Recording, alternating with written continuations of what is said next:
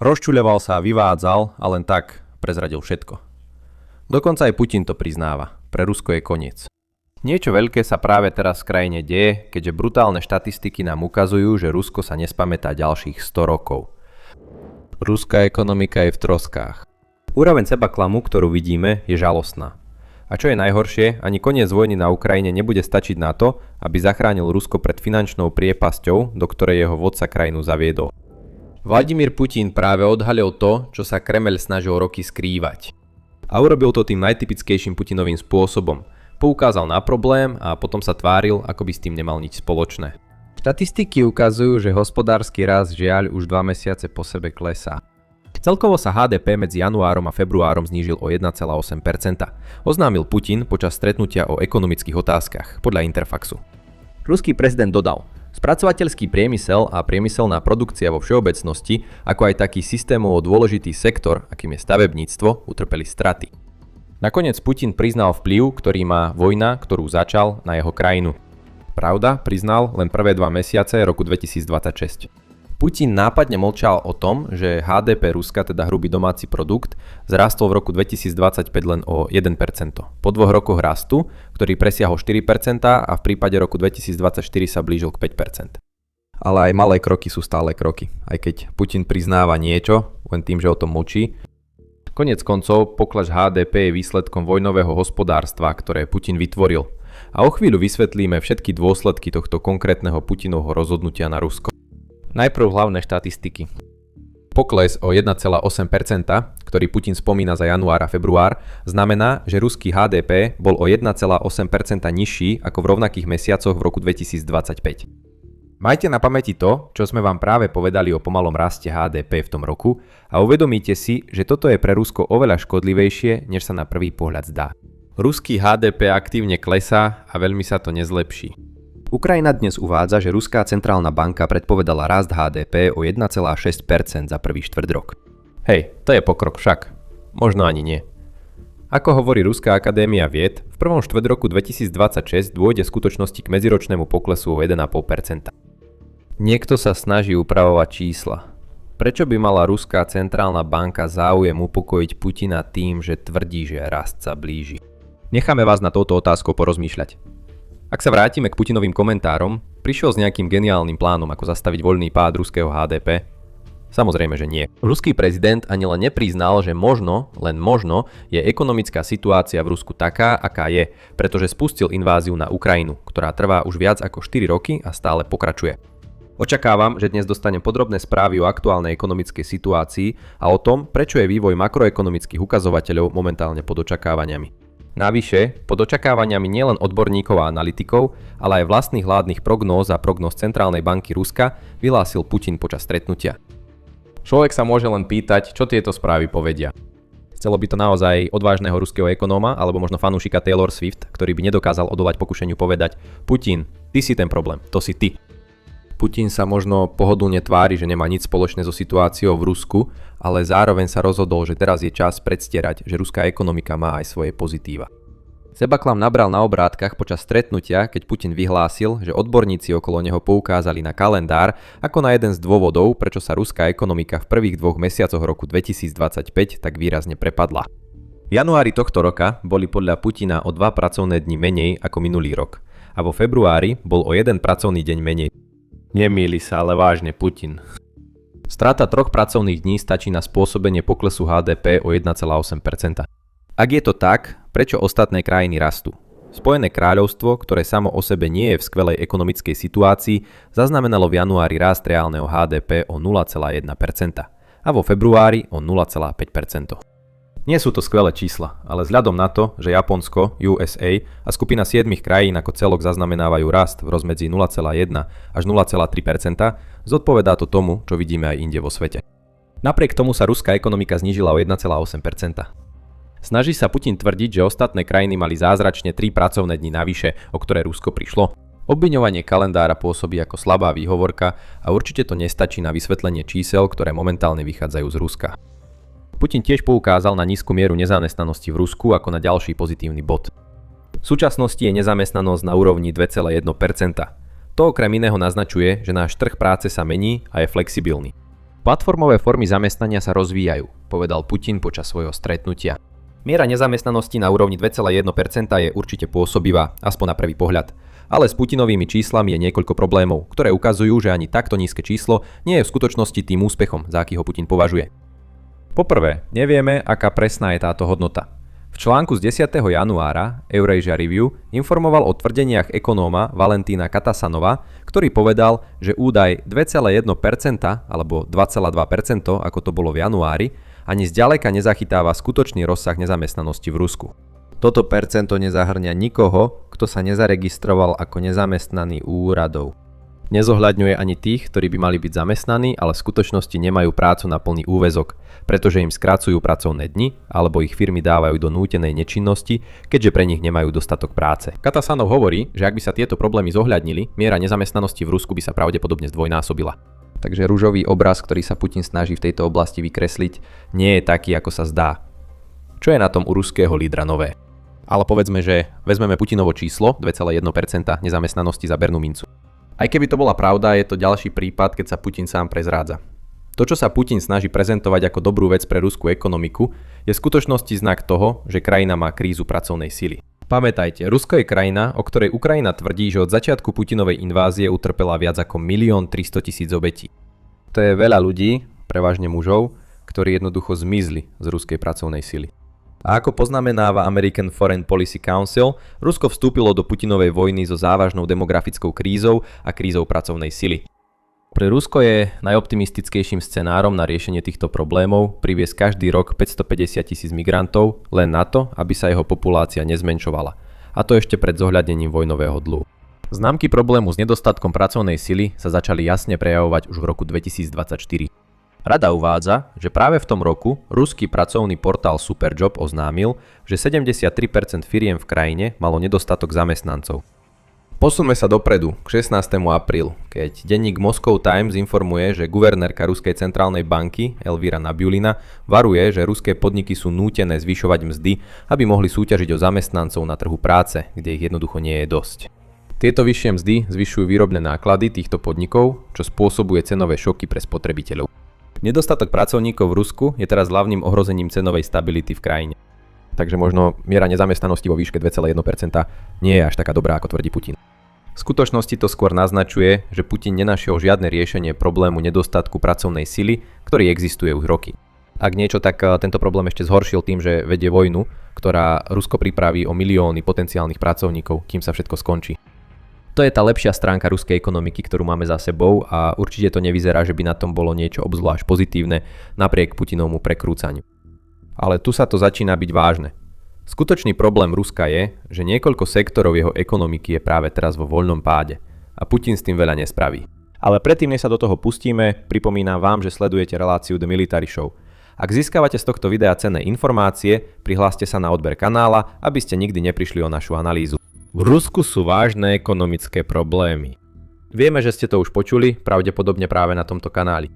Ale to, čo teraz vidíme, sú kaskádové účinky 4 rokov zlých rozhodnutí, ktoré urobil Putin a ktoré posielajú Rusko do finančnej priepasti, z ktorej sa už nebude môcť dostať. Začneme podnikateľskou aktivitou. Podľa Ukraine Today, ktorá zdieľa informácie z Moscow Times, monitorovanie podnikov Ruskou centrálnou bankou odhalilo, že rast podnikateľskej aktivity v Rusku klesá.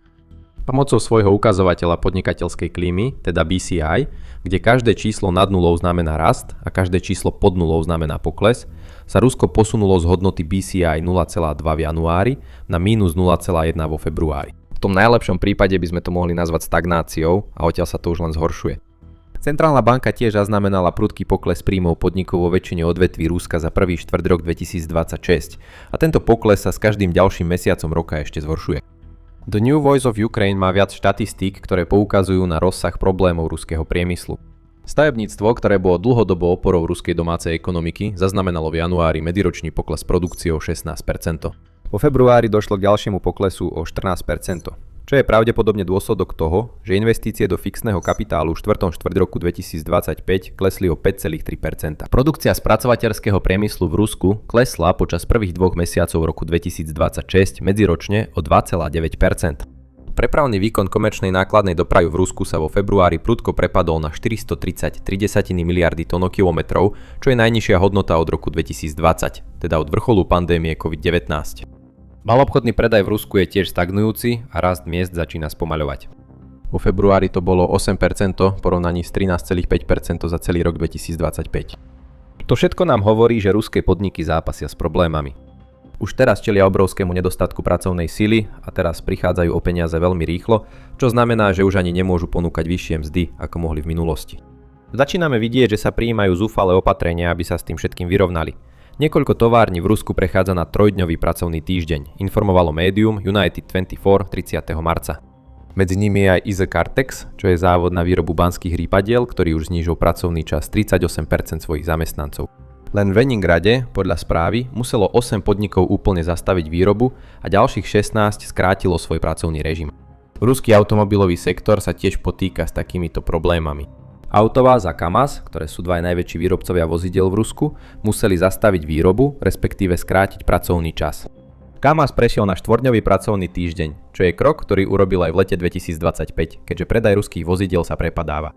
Ešte v novembri ruský výrobca tankov Uralvagonzavod oznámil hromadné prepúšťanie, v dôsledku ktorého sa počet zamestnancov v niektorých jeho jednotkách znížilo 50%.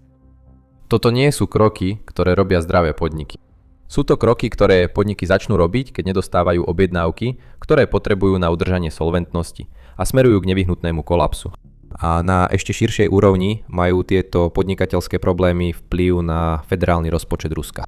Rusko zdaňuje svoje spoločnosti mimo ropného a plynárenského sektora až do záhuby. Daň z pridanej hodnoty bola zvýšená, rovnako ako spotrebná daň a niekoľko ďalších daní. Napriek tomu všetkému sa Rusku podarilo získať len asi o 7% viac príjmov zo svojich neenergetických podnikov počas prvého štvrťroka 2026. A to v čase, keď výdavky ruského federálneho rozpočtu zrástli o 17%. Výsledok? Rozpočtový deficit vo výške 4,58 bilióna rubľov alebo 60 miliard dolárov. V čase, keď Rusko míňa stovky miliard dolárov na vedenie vojny na Ukrajine. Práve sme spomenuli ropu a plyn. Energetika je základným kameňom ruskej ekonomiky. Oxford Institute for Energy Studies uvádza, že zdanenie príjmov vytvorených ruskými ropnými a plynárenskými spoločnosťami zvyčajne tvorí medzi 30 a 50% príjmov federálneho rozpočtu, pričom energetický priemysel ako celok predstavuje 20% ruského HDP. Z týchto percent môžeme vyvodiť záver, že silný energetický sektor zvyčajne znamená dobré ekonomické podmienky v Rusku. Ale slabý energetický sektor, to je už problém.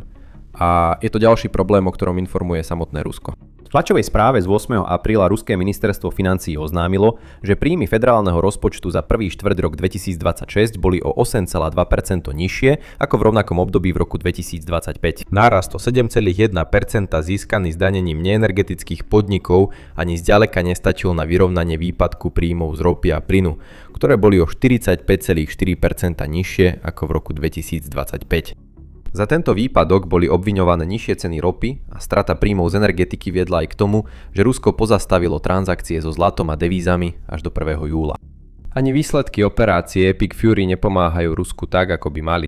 Keď Spojené štáty začali svoju operáciu proti Iránu, iránsky režim zablokoval Hormuzský prieliv. Spojené štáty odtedy zablokovali iránske prístavy a pracujú na obnovení dopravy cez túto životne dôležitú vodnú cestu.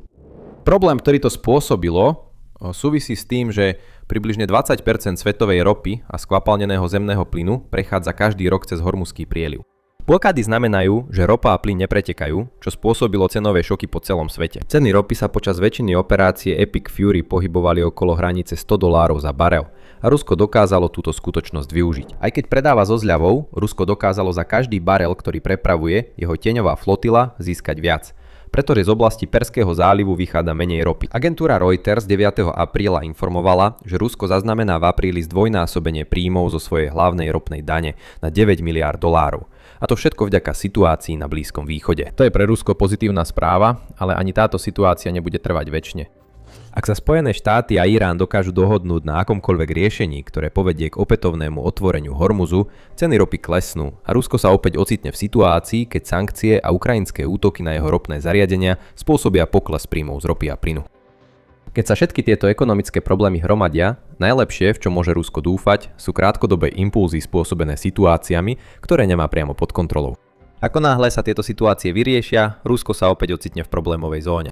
CMASF, čo je ruský think tank, poznamenáva, že súčasná situácia s ropou je v podstate len náplasťou na obrovskú ranu. Aj keď zvýšil svoje prognózy vývoznej ceny ropy Urals na $81,6 za barel, uvádza, že to by urýchlilo hospodársky rast Ruska v roku 2026 len o 0,5% a celkový rast by neprekročil 1,3%. A to je optimistický scenár pre Rusko. Keďže všetky súčasné ukazovatele naznačujú, že rok 2026 bude rokom, keď Rusko vstúpi do recesie.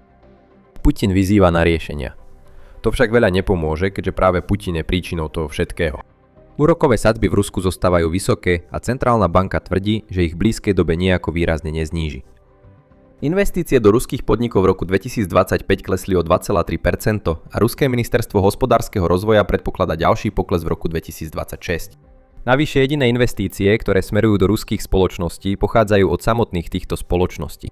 Čo si myslíte, že sa stane, keď tieto podniky nedosahujú zisky? Investujú menej, čo znamená, že nerastú a to vedie k ďalším problémom pre ruskú ekonomiku. Pre Rusko neprichádza žiadna kompenzácia, žiadne zrýchlenie, ktoré by viedlo k hospodárskemu oživeniu. Vladimír Putin vytvoril len hromadu problémov, ktoré dostali Rusko do smrteľnej špirály. A jediný spôsob, ako má Rusko aspoň nejakú šancu uniknúť tejto špirále, je urobiť to jediné, čo Vladimír Putin nikdy neurobí. Ukončiť vojnu na Ukrajine. Ale ani to pravdepodobne Rusko v tomto bode nezachráni. Vo svojom komentári pre Moscow Times poznamenávajú Vasilij Burov, riaditeľ konzultačnej firmy Estanto Lab, a Andrej Jakovlev, vedecký pracovník na Davisovom centre Harvardskej univerzity, že ekonomické problémy Ruska sa začali dávno predtým, ako Vladimír Putin spustil svoju inváziu. Rusko si vybralo zbrane na miesto masla dávno pred rokom 2022, píše dvojica, pričom poznamenáva, že Vladimír Putin roky sústreďoval moc a zdroje Ruska medzi regionálnych elít, kremerských kumpánov a veľké podniky. To znamená, že už pred začiatkom vojny na Ukrajine nezostalo pre obyčajných ľudí veľa, o čo by sa mohli pobiť, a teraz je toho ešte menej. Rusko dlhodobo investovalo príliš málo do sociálnych služieb a infraštruktúry. V samotnom Rusku prebieha vojna, pretože centralizácia ruského bohatstva vedie k chudobe v regiónoch mimo Moskvy, čo podľa Burova Jakovleva je teraz zámerné rozhodnutie, pretože to dáva Putinovi zdroj rekrútov pre jeho armádu. Realita je však taká, že nerovnosti, ktoré sa dostali do ostrého svetla odvtedy, čo Putin napadol Ukrajinu, existovali a hromadili sa celé roky. Nezmiznú len preto, že vojna skončí. Toto je celý Putinov systém. Sústrediť všetko bohatstvo na vrchole a zvyšok Ruska nechať vyhorieť. Akákoľvek dôvera, ktorú mohli mať podnikatelia v ruský štát, dávno zmizla. Ak už, tak koniec vojny na Ukrajine by len upevnil status quo, ktorý Putin vytvoril. Tyranský šialenec, ktorému záleží len na vlastnom obohacovaní, zatiaľ čo jeho krajina horí, nie je človek, od ktorého by sme mali očakávať riešenia ekonomických problémov, ktoré sám spôsobil. Pre Rusko už nezostala žiadna nádej, len lavínovitý prepad do stále sa zhoršujúcej ekonomickej situácie. Aj keby sa vojna na Ukrajine skončila, všetky problémy, na ktoré sme poukázali, zostanú. A pokiaľ sa Putin a jeho kumpáni budú ďalej obohacovať, nebudú mať žiadnu motiváciu zlepšiť čokoľvek pre zvyšok krajiny. Aké je teda konečné riešenie, ktoré Putin požiadal ekonómov krajiny, aby našli? Nikdy mu to nepovedia, ale je to zbaviť sa samotného Putina. To sa nestane a znamená to, že Rusko nebude môcť ani len vykazovať známky zotavenia, kým Putin nezomrie. V Kremli je z toho všetkého veľa paniky a rovnako veľa paniky je aj z toho, ako zle sa Rusku darí na frontových líniách na Ukrajine. Ako sa Putin utieka hlbšie do svojej bludnej izolácie. Stratégia Ukrajiny odhaľuje slabiny ruskej armády, ktoré spôsobujú, že niektorí v Kremli bijú na poplach. Dozviete sa o tom viac v našom videu. Ak sa vám toto video páčilo, nezabudnite sa prihlásiť na odber kanála do Military Show, aby ste boli v obraze o našom spravodajstve o Putinovej vojne a jej dopade na Rusko. A ako vždy, ďakujeme za sledovanie.